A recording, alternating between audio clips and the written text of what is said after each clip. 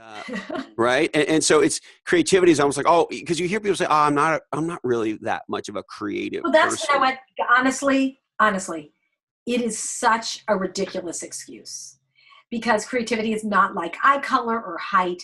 It's like me, honestly, though, but it's like my saying I can't sing. And if you were a musician, you're a musician, right? Yes, I am. You would say to me, Tina, guess what? Of course you can sing. If you can talk, you can sing. Okay? I mean, I'm not talking in a monotone. I clearly can sing. And that if I spent some time and effort and maybe got some coaching, I probably could hum a pretty nice tune. Okay? And I would feel At more a minimum, you could make a decent noise for sure. exactly. And so the same thing is true about creativity. Yes, just like being an athlete, there's some people who are natural athletes, but we can all get better. And honestly, lots of people can run a race. A lot of people can learn how to play basketball. And in fact, I think Michael Jordan is a great example because if I understand correctly, he was not a great basketball player as a kid. He spent bazillion hours. He's training. short. As a matter of fact, I recently had the extraordinary experience of having dinner with Bill Walton. You don't happen to know him by chance, do you? No. So do you know who he is? Do you remember who he is? Yeah. So go on. Yeah. Yeah. So he was talking a little bit about Jordan, and he said, he's just physically, he's not imposing. He's not that strong. He's definitely not that fast. He's certainly not that tall. Right. And so what made Michael Jordan were not his quote unquote physical gifts. Right. Exactly. And that's true for creativity in every way. In fact, I would argue that all of us are incredibly creative as children. I mean, if you look at most kids, they've got a very vivid imagination. They're doing problem solving. They wouldn't learn how to walk and talk and ride a bicycle if they weren't creative problem solvers, right? I mean, this is just, it's a natural ability. But here's what happens. Our school system and our work environments are designed to squeeze it out, right? Exams with, multiple choice tests with one right answer. You're trained that there's one answer as opposed to trained that there are an infinite number of solutions. And so it gets beaten out of you. And so all you have to do is reframe, reshape the environment to unlock more creativity. I just want to make sure I heard what you said. Our education system beats creativity out of kids? Yes, of course. Yes. Wow. And it is amazing because if you hang out with a 5-year-old, at the very beginning of their school life, they're insanely creative, right? And go into kindergarten. Go into a kindergarten. What does it look like? There are all sorts of colorful things and crayons and Play-Doh and the broom all moves around. Okay, and they're all creative. And look at the high school classroom. So right, do you the chairs are lined up in rows and columns. They're bolted to the floor. You've got a number 2 pencil. And I was listening. Actually, I can't remember if it was a video or in one of you'll have to excuse me because I've been consuming a lot of Tina lately in preparation for our dialogue. So I'm not sure what was where, but I read or heard you say you spent a lot of time in school writing "Silence is golden, silence is golden." Exactly. I was always in trouble. And isn't it a shame that kids get in trouble for being alive, being loud, being playful, being creative? Exactly. Yeah, my sister was in fact sort of reminding me that she had very good grades, but always had a little U as in like unacceptable or whatever in self-control, right? Self-control. And so do you think your passion for creativity and innovation, and obviously Stanford is world renowned for that, and of course other things as well, is that part of what drives the connection with, if you will, the Silicon Valley ecosystem? I think it's one of the reasons that the Silicon Valley ecosystem, exists, and why it's also really exciting for all of these firms to be connected to Stanford, right? You've got this engine of ideas that are coming out of the university, and that is ideas and people and, all sorts of other resources that's feeding the valley.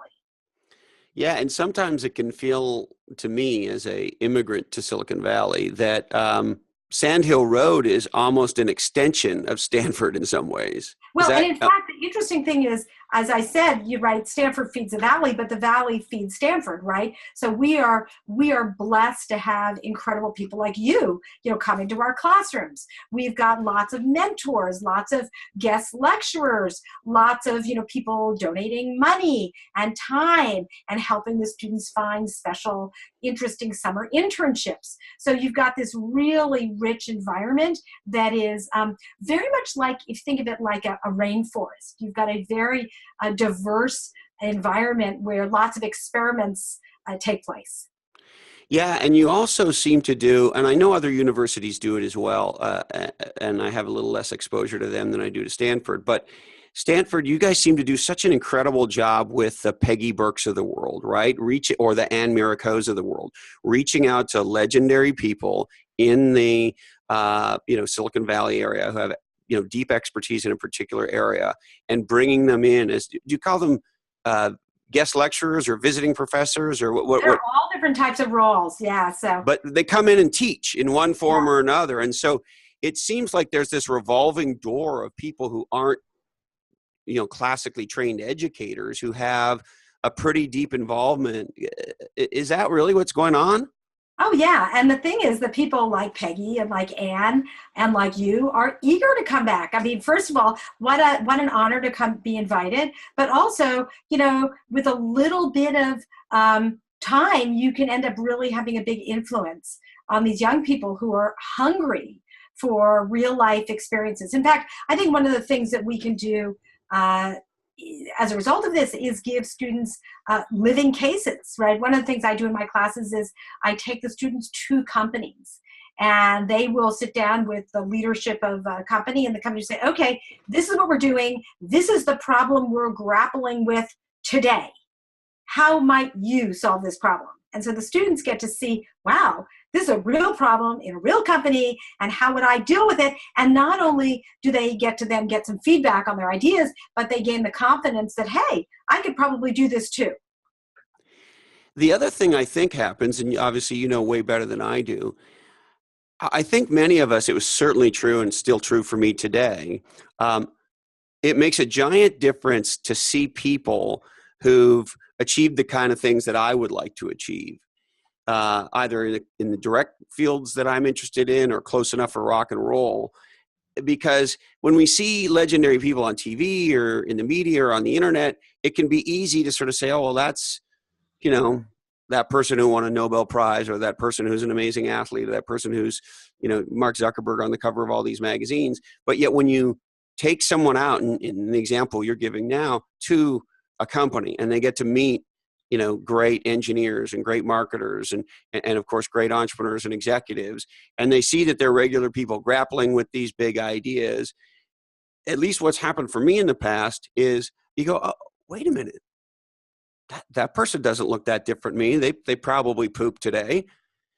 So I guess my question is, how much of it is getting in the environment, working on this stuff, being in the mix, so to speak, and then how much of it is when I meet someone and I see them and I kind of project, I could almost project myself into the kind of thing they're doing.